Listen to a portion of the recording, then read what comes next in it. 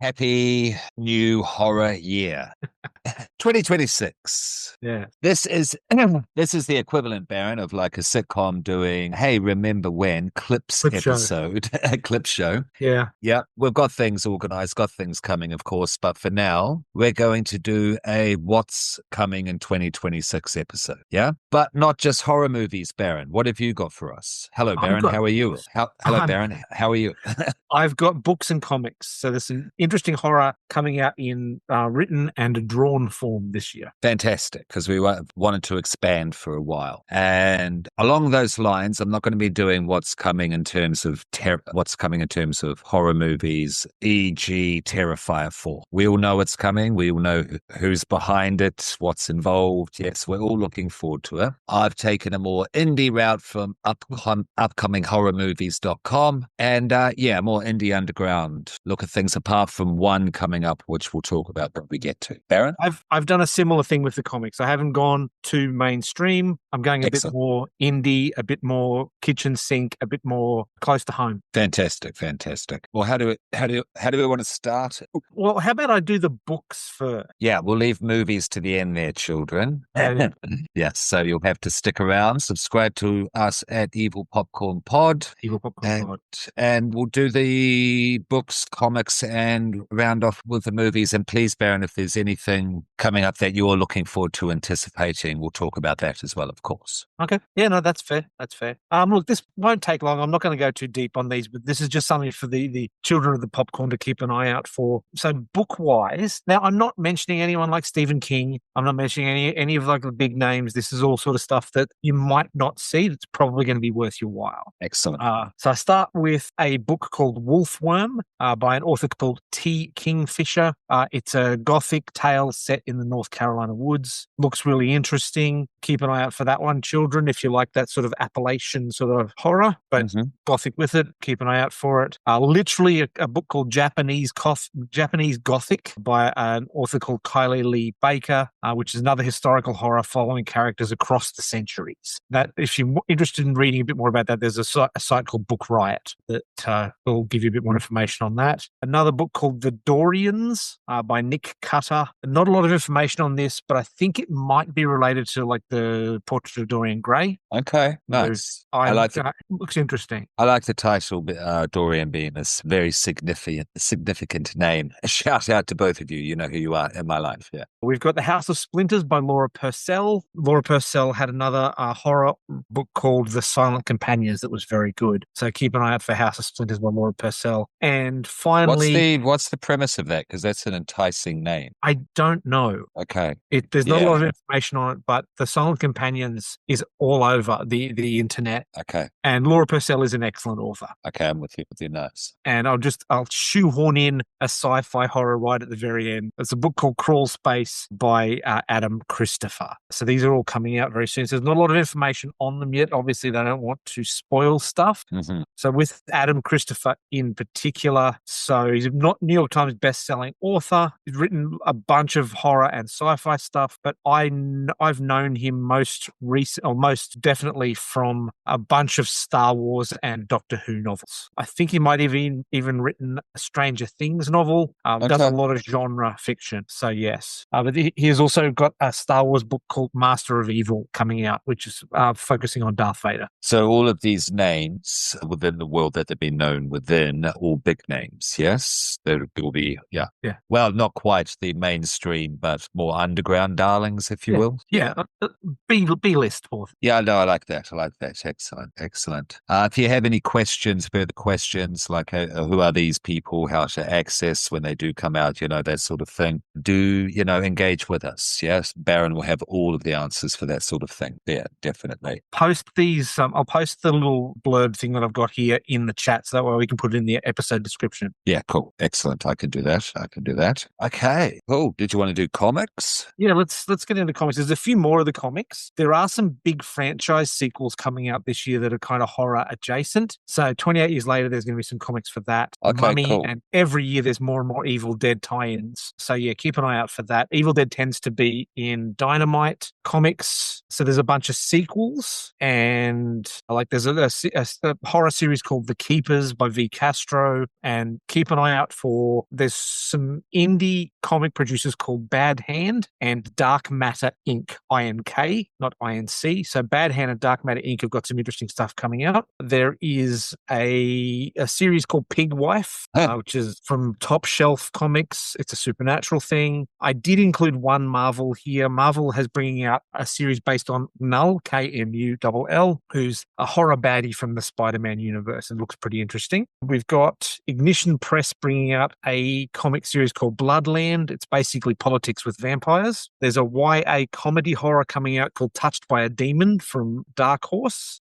I know Ignition Dark Horse. Press, Ignition Press has got a comic called Ripcord, which is an Ozploitation. It's a bit like 28 Days Later, but set in the Outback. What's it called? It's called Ripcord from Ignition Press. Oh, okay, nice. That looks interesting. We might have to do a focus on that one, maybe being Australian, like See if Star next to that, yeah? Yeah. Boom Studios is bringing out a comic called Hello Darkness, which is a horror anthology, a bit like the old EC comics. Bleeding Hearts is coming out from Vertigo, and that's a zombie story. Might be a zombie romance based on the first cover. Okay. Image Comics is bringing out a H.P. Lovecraft series called The Thing on the Doorstep. I know the story, and I do like Image Comics. It's not quite Vertigo for me, but they're up there. Yeah. That's enticing. Yeah, so there's an imprint of IDW comics called IDW Dark. It looks like they're leaning pretty heavy into horror. They're doing a prequel comic to the movie Smile. Yes, I've heard about this. Yes, through other movie channels, I've heard about this. Absolutely. Yeah. Skybound, which is an imprint of Image, is doing Universal Horror Monsters. Nice. Anything in the Dark Horse BPRD Hellboy universe, there's always a bunch of that, and they tend to be pretty horror-based. There's a big property that has a sequel in comic form, I think. Is this Sleepy Hollow? I could be incredibly... It is, isn't it? Yeah, Sleepy Hollow. Thank you. Yeah, there you go. Last two things. There's going to be a Quiet Place tie-in, and it looks like there's an EC-esque Image comic called Super Creep Show, and it is horror, but it's based around superhero horror. That looks pretty interesting as well. I did put a note to myself here. You need to get this, by the way. So that's not the whole year. There's a whole bunch of horror comics. Yeah, so much. Yeah, there is with movies as well. Certainly on the more independent, the VOD side of things, already so much projected. Yeah, it's berserk. It's berserk. That is the time we live in, but that's all very interesting. I'm very curious about all of that, definitely. Please. When I was a kid, when we were both children, the only horror comic you could get was generally the Tales from the Crypt, the EC comics. That was all that ever came out. Like it was war comics, superhero comics, kiddie comics, and that one horror comic that would come out that would generally be an anthology story with 3 or 4 stories in it. It was always pretty badly drawn, fairly badly written, and like very rarely scary. And there is some genuinely scary stuff now coming out in comics and books, and I love. Yeah, no, I'm very curious to dive in, definitely, because it was the Sandman Vertigo where I discovered that comics were more than just superhero comics, etc., and war comics, that sort of thing. And if they have actually started to put that sort of artistry towards horror, very keen to dive in. So whatever you want to post, however you want to promote that side of things, please do, Baron. I'm down for that. Yeah, so should we get to the indie movies? Before we do that, let's get the big one out of the way so we can really dive underground. Bone Temple, it's coming up on the 15th. Yes, we're going to cover it. Of course, we were all pretty big fans, of Years Later. 28, definitely. And very keen to see how it goes, and certainly if there's going to be more Jimmy.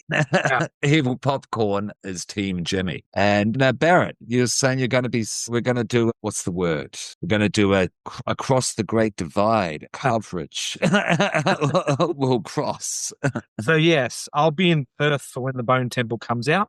So I'm probably going to want to go and see that at some stage at the cinema over there, and we'll see what sort of episode we can record across the country. Yeah, get Soxy involved, definitely, if you can, Soxy, of course. Send Yes. Vanessa a message, yes. Yeah, that would be brilliant. And shout out Angelica Cinema. I don't know if you're going to hear this at all, but yeah, very keen to see it there. And yeah, we're going to promote it and certainly cover it when it comes out. Looking forward to that. So what's the word with this? Like Killian, he's going to do a cameo, which is, and it's going to be leading towards his, I don't know about leading role, but certainly a larger role, yeah, in part 3, of this new trilogy I look forward to. And so Bone Temple is coming, of course. Now, the thing is, though, children, at the start of the year, there's the whole idea that January is the graveyard short, but that's just for the blockbusters. That's just for the studios, etc. And I'm throwing Blumhouse into the mix, because this podcast has experienced that personally. Yeah, we know what these films are. But on the independent side of things, on the more underground side of things, there's already movies out, because if you've been following the other movie channels that talk about festivals, we're not big enough yet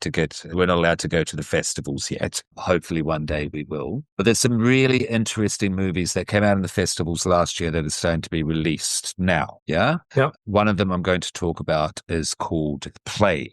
Have you heard about The Plague? I have, yes. Yeah, The Plague. Okay, so I've got it up here. Now, the writer is Charlie Pollinger and the director is Charlie Pollinger. And I'll just read what's here. At an all-boys water polo camp, a socially awkward 12-year-old is pulled into a cruel tradition targeting an outcast with an illness they call the plague. As he endures the ruthless hierarchy, his anxiety spirals into psychological turmoil while the lines between game and reality blur, and he fears the joke might be hiding something real. That's a fairly good description of what's going on. And it's about bullying, if you haven't put that together, and watched the trailer, and it looks really good because it's basically a labor of love that's not under the mannequin strings or the heavy influence of the major tropes of Hollywood, that sort of thing, because it's not having to, pay any creditors or purse strings, so they can, so it has that serious tone because it wants to really look at the subject. And the trailer looked pretty damn awesome, and it has this kind of strangest mentality to it behind the kind of the reasoning of why, which I always appreciate. If you watch the trailer, you'll see. It's up to you if you watch trailers or not. Yep. And I like trailers. I'm a fan. I don't have that issue. Not that I'm calling it an issue, but you know what I mean? I'm just going to bring up the poster here quickly. Don't know if we're in the way, but I'm just going to get it out the way there. Yeah. I am keen on this one. Looks pretty good. Okay. Now in Australia, this one as the terms, it will be video on demand. Yeah. The next one we're going to get in February the 2nd, even though it's an Australian film, Barrett. Why, you tell me? It's called We Bury the Dead.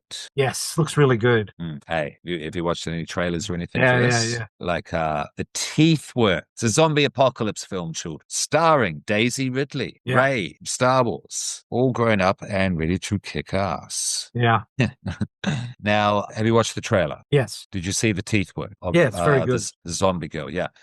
Stained and white and just crooked, but also grinding together and cracking. And when you have headphones on of good quality, oh my God, the noises be careful with that. Horrific. Absolutely horrific. Why I'm excited about this one is that about 5 reviews I've heard of it have all said the same thing instinctually. Once upon a time, people would have seen Night of the Living Dead by George Romero, and before that there was Zombie and White Zombie. However way the sequence works, whatever way the sequence works, and then came Night of the Living Dead, changed things. Many, many, many years later, we got 28 Days Later, and everyone who saw it, whether you liked it or not, well, that's different at least, and genre redefining. Everyone has said that about this film. That's the first thing that's come out of their mouths. That I am more than excited for, because my interest in zombies is near dead. At this stage, in terms of wanting going to see a zombie film. When I watched this trailer, the trailer alone resparked the interest. Yeah. So to see and it's Australian, so we will cover it 100% when it comes out. Yeah. So that's coming out in February there. Yeah. So it's not quite January, sure, whatever. Yeah. But The Plague is out there. Just give me a second because I accidentally closed the tab. Actually, while you're doing Please, that, go. There's a couple of TV shows that people should keep an eye out for as well coming up in 2026. We have the TV show of Carrie from Stephen King. We have Crystal Lake coming out, which obviously people will be aware of what Crystal Lake is. And the 90s nerd in me is squeeing very loudly for Buffy the Vampire Slayer, The New Sunnydale. And what format? What medium? Television show. Sorry, you did say television show. New season of TV. Sarah Michelle Gellar is on board to reprise her role as Buffy Summers, but she won't be the Slayer. Okay, so do we know who the new Slayer will be then? Hasn't been revealed yet. Okay. There will also be an animated Stranger Things thing on TV as well. Is that the first spin-off? Is that what we're actually getting rather than episode 9? It's not a spin-off. What it is it's an animated, I'm thinking maybe mini-series, and it's called, I think it's called The Story of 1985, The Tales from 85. So it's between two of the seasons. Okay. So that's the next thing to happen. Okay, we've talked about Stranger Things, haven't we? I mean, the final, we've talked about the finale. We've talked about the finale. Okay. So basically those are the first 2 new horrors that are coming. The 3, if you count Bone Temple, that are going to come out. Yes, that I can see according to upcoming horror movies. Now, saying that just to get my eggs all in a row, that's not a saying. On upcoming horror movies here, there are some things that have already come out on demand. Yeah. There is something that is called Self-Help. Oh, haven't heard of that. You have a look if you want to have a look, have a deeper look. January the 6th, that is passed. So we have something out called Hello Road. Now, if you want to call it family comedy horror, that's a genre we want to invent. I think the Baron's invented it on this podcast. Anaconda is out. Check out his reaction. Thank you for the viewage. You did very well there, Baron. Well done. Thank you. Yeah. Thank you, children. Yes, thank you, children. Thank you, children. So The Plague came out in limited theaters. We Bury the Dead is coming out in theaters. Now, I've mentioned 1, 2, if you want to throw an Anaconda, sure. 3, that's 3 horror movies that are already out. We Bury the Dead and The Plague are the indie movies that are going to come out in the theaters. As always, is our cogito, our motto, our call to arms, go to the cinema. Yeah? Go to the cinema. That's why I've pinpointed these ones, along with... I'll talk about that next. So I just want to make sure I get the list right here. One sec. Yeah, no, I'll consider that. I'll consider this, Cindy, because the budget has been drastically reduced from the first movie, and that's Return to Silent Hill. Oh, yeah. So we're in the territory of what's coming out in 2026 in the indie sphere. What interests Mr. Popcorn? This very much interests me because I'm a big Silent Hill fan of the game. Certainly part 2. This is based on game 2. Mm-hmm. And I'm a big fan of the first movie. Think of it what you will. I think that's still the best game adaptation come movie that we have. But have you seen the trailer for this one? Yes. What do you think of the look of it? Oh, it looks good. It looks like it's right up our alley. No, about the look of the graphics themselves, because basically we have, I think it looks weird and kind of terrible, but it hasn't put me off wanting to watch. Yeah. Carry on. No. When I say good, I don't mean good quality. No, it's weird. It looks like we're watching a walkthrough of the game. Yeah. Movie 4. Yeah. How do you feel about? Do you have any feelings about that? Not really. I was never a big player of that game, but I love the look of the first movie. I think leaning into the more gamishness for this second film may get it a greater viewership of game fans. Yeah. / internet hate watch. Yeah.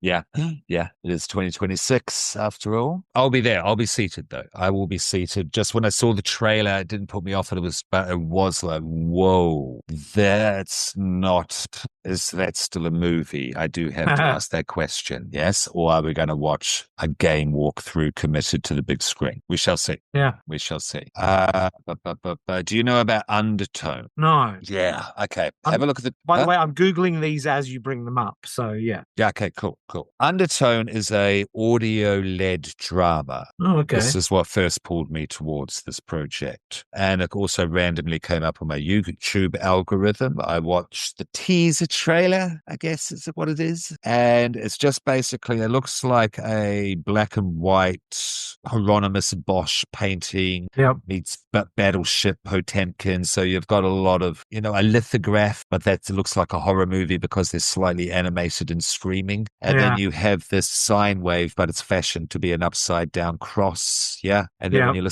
listening to on the good headphones, because you have to for this movie, because that's all with it. That's basically where it's held, is within the cans largely. Yeah. Seems to be. Reed in it. Yeah. You see what I mean? Like, so it's a formal experiment, but unlike Presence, where Soderbergh did the visuals with the camera and the perception of the ghost through the lens. Yeah. This is what you hear as a spectator, and I guess the lead. I'm speculating, I don't know enough yet. The horror comes through the ears, yes? The oral experience, yeah? That's enough. That's enough. Go check it out more if you want to there, but that's coming. That's interesting. Yeah, you see what I mean? That no one's talked about that yet, so I wanted to bring that up. And the other one, I've lost my tab. I'm going to bring up Hokum. It's from the director of Cavity. Okay, yeah. And Oddity. Let me fact check that actually. Hokum 2026. The director is Damien McCarthy. Sorry, Caveat. Caveat. Have you seen Caveat? Yeah. Yeah, I loved Caveat. In terms of slow burn, ambiguous, what is happening, underground horror, that one's a great one. Yeah. Really good, subtle, understated performances. And you're not going for kill scenes. You're just going for scenes of high horror and high strangeness with these movies. And this guy delivers in spades, as we saw in Oddity. Yeah. That movie, man, in terms of atmosphere, that was one of my top movies of 24, definitely. Yeah. So he's doing a new one. It's called Hokum. It involves a strange looking bunny rabbit type figure again, as we saw in Caveat. Go have a look at the teaser trailer if you want to. Doesn't spoil anything because he knows about that sort of thing, does our man here. I'm a big fan, and Hokum looks great, and it stars Adam Scott. Adam Scott from Severance. Parks and Rec. Severance, yeah. The monkey. He sparks off the monkey. Yeah. First kill scene. Yeah, Adam Scott rules, and I'd be interested to see where we go with that. Certainly if Adam Scott, he can do high strangeness. Severance, of course. Yeah. I'd be curious to see if he has to wipe out the comedian entirely, though. Maybe. Yeah. Has he ever had to do that? Yeah, I think so. Yeah. Okay. But Hokum. So just to quickly retread, 28 years later, coming out next bloody week. Actually, there's one I'll add. Please. Primate. Yes. I thought you would bring Primate up. Go for it. I want to talk about Primate, which is about a monkey or an ape. A primate. Anyway, this is well known in primate study that once chimpanzees get to basically the teenage years, while they've been all cute and cuddly up until that point, suddenly it is just unmatched rage. And that's sort of the premise of this film. These people have a monkey and unmatched rage happens. I'm really annoyed, and I'm saying this directly to the producers of the movie. The title, Furious George, was right there. That's pretty good. The teenagers or college students take it home to be a pet. To have a monkey. Yes. It's an important message. Maybe we could get a sequel where Furious George fights the Slaughterhouse. Yes. Now you talk. Now we are talking gold. We are going to the bank, Baron. Yeah. But no, I thought you'd want to cover that. Yeah. That would be one you want to cover, I assume. Yeah, absolutely. Yeah. That would look like you, definitely. And no, I'm good for it because do you remember in Nope? Yeah, that scene. Yeah, with that primate. Yes, apparently it's what you want from that scene, but just expanded out into a movie. Yeah. So that's a pass. That's a pass for me. Yeah. I mean, like a pass not in is a no, but that's a yes. That's a yes for me. Yes. So Bone Temple is coming out next week. And and Undertones are not that far after. Plague's already out in limited theaters. Just check it out in Australia, what you can do to see it, to get it on video on demand there. Return to Silent Hill, that's coming soon. I'll definitely be covering it, if not just a reaction, a comparison reaction probably to the first one and the new one. And is that the lot? Hokum? Yeah, and Hokum, that's my most anticipated at this stage, early stage of 2026, recording on the 8th of January. One of the websites that I like to go to when I'm looking at where to go and see films as well, see them at the cinema, flix.com.au is really good. Okay. And like a location thing, you can go, I'm in Brisbane, I want to go and see Anaconda. Thank you. I want to see it tomorrow. Where can I go and see it? Thank you. Yeah, no, I've wanted to, that will save me a bit of time. I've been wanting an aggregate like that for a minute, so thank you. Yeah, and it doesn't just do cinema, it also does like streaming and sport and trailers and all stuff. So yeah. Brilliant. Superb. Is that what all we have that we want to talk about for upcoming for 2026? Yeah, we'll see. I think we're going to be flooded. That's my prediction. If you want a prediction at this stage, how it's going to hold up to 2025 or thus far in the 2020s. Yeah, because it's been quite a definitive half decade so far. Yeah, pretty good. We've had 22 and 24, which are both in discussion for two of the best horror years for movies of all time. Yeah. Yeah. Speaking of good horror movies and such, do you want to talk about what you have been watching? Because I'm actually ready to go if you need to bring up your list. No, I've got it here, but if you want to start, I'm happy for you to do that. Okay. Talking about the 2020s, because it started off with a bang. You know what it is. I know you don't like to think about it, society, but Mr. Popcorn is here to tell you that you must by watching the movie Eddington. Certainly if you are an Ari Aster fan. Yeah. If you watch Beau is Afraid, went, okay, you're still brilliant, but bloody hell, man, go talk to your mother or something. Yeah. And just to be more objective, pacing, you're the same with Damien Leone out there. Your movies don't need to be that long. I know you're into what you do and I'm into what you do, but yeah, duration is still important. It's like a short story. You've got to be concise. If you're going to do a novel, make sure you can fill out a novel, because Beau and Afraid the last hour didn't need to be there. And Eddington got a little bit that way at the end, not as bad. Yeah. Because I liked Eddington, but it's a very similar movie to Beau is Afraid. I do admit to that, but I'm just so much more fascinated by the subject matter of Eddington because I'm a social studies kid. Yeah. Yeah. And if you're a social studies kid and, if you on the periphery watched what went on in terms of the conspiracy theories and this side versus this side, Atari, boxing, boom, boom, boom. Yeah, because that's what it all comes down to, these arguments that we all suffered through, the masking, the social distancing, the right versus the left and everything that spawns from there. If you want to remember that, and point being, you have to remember that at some point. That's why he made the film as well. Yeah. But it's condensed to near 3 hours. You're going to relive that. And I was better with that and I could deal with that because I'm far more fascinated by the subject matter and he's also projecting outwards. Yeah. This is how he feels and felt about what happened during the pandemic. It's not about him and his mother. Yeah.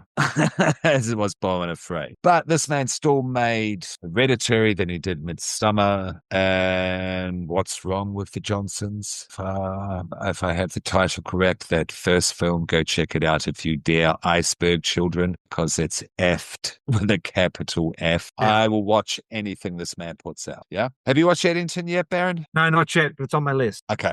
There you go. That's my opinion. Now, this is what I want to talk about. This is the first real horror movies, because the OG is definitely a horror movie. The remake's a dark thriller, and that's Speak No Evil. Yeah. Yeah. I watched the remake, then I watched the Danish OG. Okay. The children, the horror community know about Speak No Evil. Have you seen either, Baron? No, I haven't. Do you know about them? I'm aware of it, but I haven't seen it. Yeah, okay. Just quickly for the children that do not know. In 24, maybe 23, a Danish film came out called Speak No Evil, and it's extreme cinema. Yeah. After watching it last night, it's definitely to be on an iceberg. It's an iceberg film, yep. Yeah, I would put it on the crossway between tier 2 and tier 3, if not squarely in tier 3, middle of the iceberg. Because the yeah, the Danish know how to do it. You want to do something fucked up. And the American Blumhouse actually put out a remake starring James McAvoy. Love McAvoy. He's intimidating as hell in the remake. He's a fine actor, but after watching the OG, I see where the directing choices, not that they were bad, but I understood how they were made for an American audience and therefore fell artistically flat for me in the remake. Martin, shout out. I really get why the remake works better, because I get why you don't want to go through, certainly not live, what happens in the Danish original. Yeah. There's the shocking incident, the shocking act, which is the shadow that lives over both films. And after seeing it, it's shocking. Oh my giddy God. Yeah. But it also makes the film, because it's put in the right place at the right time, with the build up of the tone, of just, the music and the lighting, the mise en scene, sure. But there's the score, which works in with the character relationship, the framing of it. A lot of this can be seen in the distance. There's not a lot of big close-ups as there's angry close-ups as there's seen in the American remake. A lot of those scenes are done in widescreen in the distance the camera is placed. The alienation, because it's the Danish versus the Swiss. And in that world, the social customs and the not saying anything just to keep the social grace is way more intense than we understand, but you actually get it in this film. And there's one line that both movies share where you understand that the OG is just doing it better. Yeah, that's what I'll say. That's what I'll say. For Gina, shout out for those who, we've had a Facebook discussion, about these two. That's my definitive thoughts on the matter. Yeah. Okay. Yeah. All right. Good. Yeah. Barra, what's on your list? Well, I watched something recently that I'm not going to recommend, but I'm going to name. It's a film from 1985 called Terror at London Bridge. I'm a big fan of Jack the Ripper. I love a good Jack the Ripper story. Nice. It's terrible. Obviously made for TV movie. It's got David Hasselhoff in it, and it is awful. Is he Jack? No. He's American. Jack is played by an Englishman. Don't watch it, folks. It's got a lovely poster. The poster is really good. I've heard about this. Yeah. Carry on. So the premise of the film is the London Bridge gets moved to America, which actually happened. Like it's a real thing that happened. But one of the stones was missing, and Jack the Ripper had spilt his blood on that stone, and then it sank into the river. And then years later, they found the stone and they reunited it with the bridge, which resurrects Jack the Ripper, and he goes on a killing spree again. Yeah, it is, if you'll forgive the crudeness, fucking awful. And you know me, I'll give a 3 to any old shit. Yeah. It's awful. It's a 1. It's inedible. Wow. Okay. Didn't even finish watching it. With the Speak No Evils, if you want to throw in a rating there, because we are a rating podcast at this stage of affairs there, children. Yeah. I'd like to move beyond that, but we're kind of defining our perimeters, as a pod, so it makes sense to rate things. Like the Speak No Evil, when the remake, Blumhouse remake, I gave it a 4 upon first viewing. It went down a whole point to a 3 after seeing the original. Oh, okay, right. Maybe my bad. Maybe it's a golden rule to watch the original first. Whatever. But because the Speak No Evil, it gets a 4. It gets a 4 because you're left a little too cold at times. Yeah, sure. You're left a little too cold. Saving grace of the remake is maybe that it brings in a more wider general audience, not just American, because this thing was big here in Australia. Yeah, to put the point across, to put the messaging across. But the messaging is just like, don't trust people. Don't be an idiot. Yeah. In the end, that's where it goes down. People a whole suck. point. Yeah, people do suck, but we kind of know it. But the way and the ending, man, the ending of the original is just one of those. Like Martyrs, it's up there with one of those endings. Just Jesus Christ, humanity. Yeah. Sorry, but please continue. That's okay. I did see a couple of nice things. Now, these are a little bit lighter than our usual fare. Five Nights at Freddy's Part 2, worth of watch. Yeah. What did you think? I quite enjoyed it. It gets a 3.5. Do you have any feelings in regards to the general argument it's just a bunch of Easter eggs for the game fans? I didn't play the game. But it still worked, therefore, as a movie then with a well-structured plot and a narrative world you could engage in for whatever duration. Correct. Yeah, cool. How was Lillard? Really good. But he's brilliant in everything. Yeah, like, he's been amazing ever since he was born. Shout out, come on the pod, Matthew. Yeah. Love to. Happy to have you. Yeah. A film called Delivery Run from 2025. A food delivery driver gets caught in a deadly chase in the icy Minnesota wilderness, pursued by a crazed snowplow driver for unknown reasons, facing life-threatening situations and forced to outsmart his relentless pursuer alone. It's very good. It's lots of fun. It's nice and light. It's suitably scary. It's got some great acting in it. It's lovely indie kind of feel to it. Really enjoyed it. Probably a 3.75. And I'll finish up with another film from 2025 called Coyotes. Okay, sure. Justin Long and Kate Bosworth in it. Family in the Hollywood Hills menaced by coyotes. Now, Baron, sorry for doing this whole the internet has said, what does Baron think? But this is to your eye and somewhat expertise. How were the coyotes, the effects of the coyotes? Because I did hear, what are they, AI on the internet, yeah? Commissar. Sometimes they're good, other times they're bad. There's a lot of reused shots. No doubt the budget for the CG on the coyotes probably didn't stretch real far. So there are shots that are repeated. Sure. But it's a Justin Long film. Yeah. Children. Yeah. And like he's in a lot of horrors that you like. Yeah. Yeah. It's about the fires. Yes. Does that metaphor, does that play, does that work? Yeah, it does. Okay. The story in and of itself makes sense until it doesn't suitably for a horror film. That's the LA fires there. Yeah. Beginning so there's last year. Yeah. There's a twist. There's a twist in the story that does not make logical sense in a realistic world, but makes perfect sense inside the world of the film. Okay, nice. Good pitch. I'm just seeing if there's anything on here horror-wise. What else did I watch? Trailers. Don't bother with The Jester 2. No. It doesn't add anything. That's our second most popular video that we have on this podcast for whatever reason. Thank you, children. The Jester was really good. The Jester 2 lost its way. Yes, Haunted Hippie, shout out YouTube horror channel, said that the art comparisons cannot be ignored when it comes to 2. Yeah. They hit it, if any, there at all, but number 2, they just go to town. Yeah. Yeah, okay. It feels like a different story to the first one. I've got one. Okay, this will be my final shout out because I watched it today. I will post it on Facebook if you want to get our videos, because you can't post long form onto Instagram, or anywhere else. So henceforth, Facebook. Now, it was an interview with sorry if you heard that. This is an interview with my favorite actor of all time. It's Robert Englund, of course. Yes, at 49. I turned 49 a few years ago. Their children. A few days ago.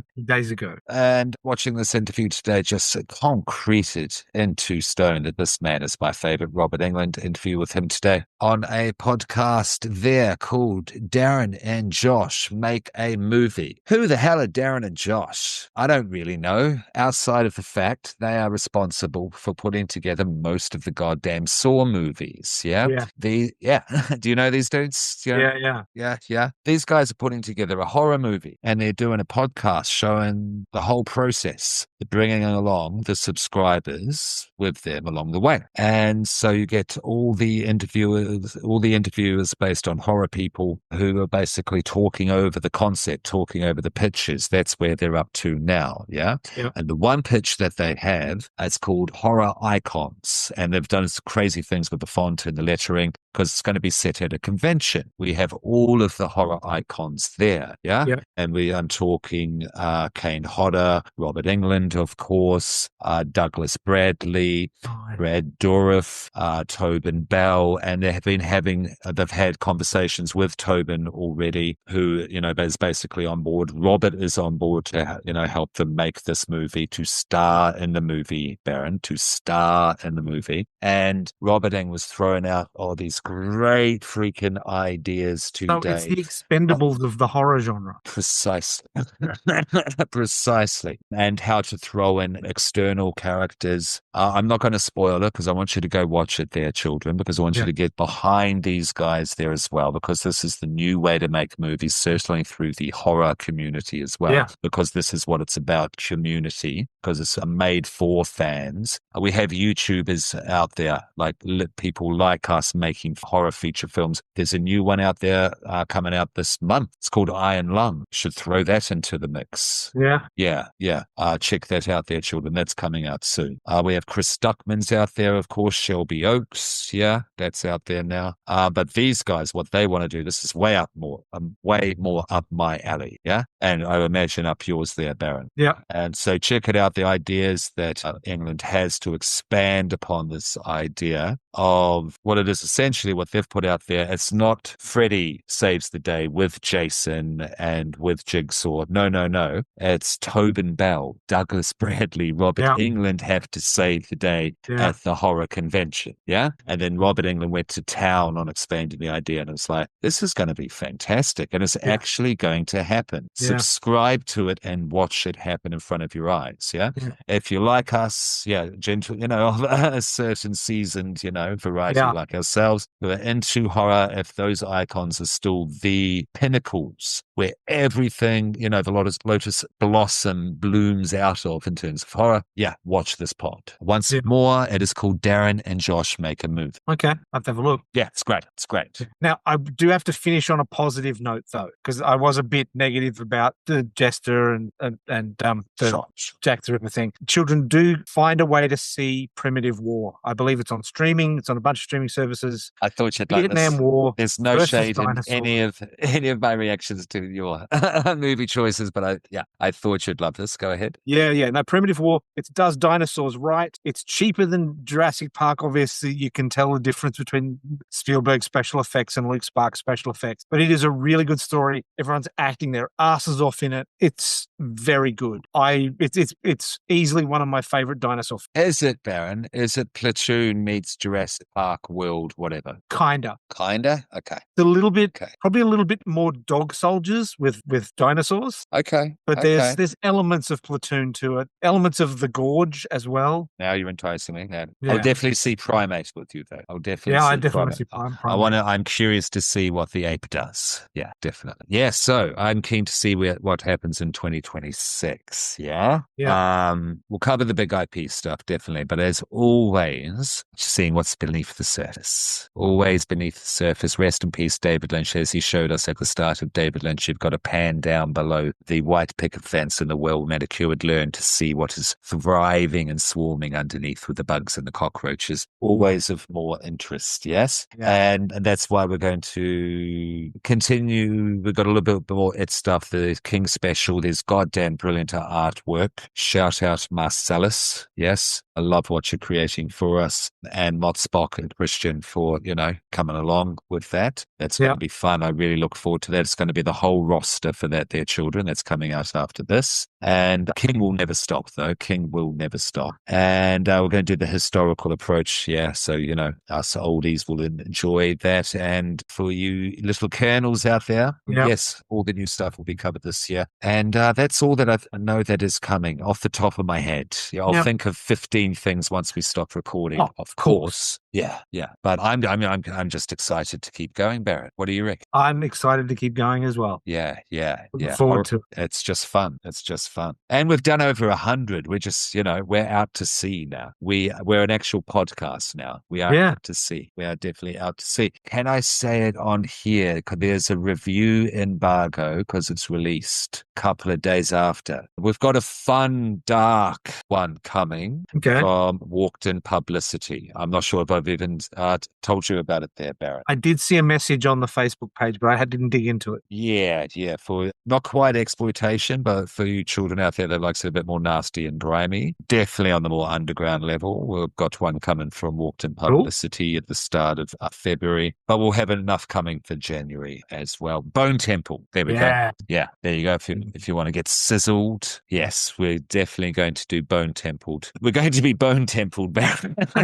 Yes. On that note, stay sick for 26. 2026. Yeah.